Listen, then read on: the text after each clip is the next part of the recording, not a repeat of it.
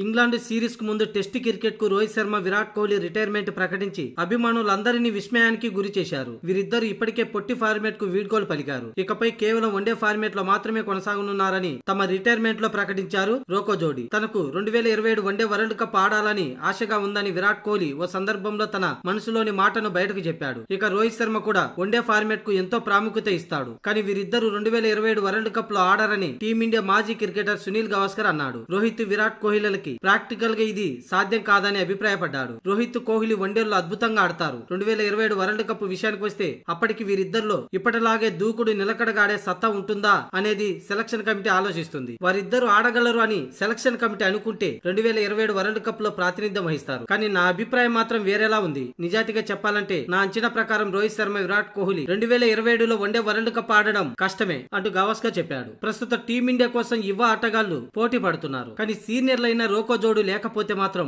టీమిండియాకు కష్టమే. T20 world cup కు ముందు ఇద్దరు ఫామ్ లో లేరు. అలాగే ఛాంపియన్స్ ట్రోఫీకి ముందు సైతం ఫామ్ నేమ్తో ఇబ్బంది పడినప్పుడు ఈ రెండు ఐసీసీ టైటిల్ టీమిండియానే నెగ్గింది. అందుకు కారణం కీలక సమయాల్లో ఈ ఇద్దరు మంచి ఇన్నింగ్స్ ఆడారు కాబట్టి టీమిండియా ఐసీసీ టైటిల్ గెలవగలిగింది. మరి 2027 వన్డే వరల్డ్ కప్ లో సైతం వీరిని పక్కన పెడితే వరల్డ్ కప్ కష్టమే అంటున్నారు కొంతమంది క్రికెట్ పండితులు.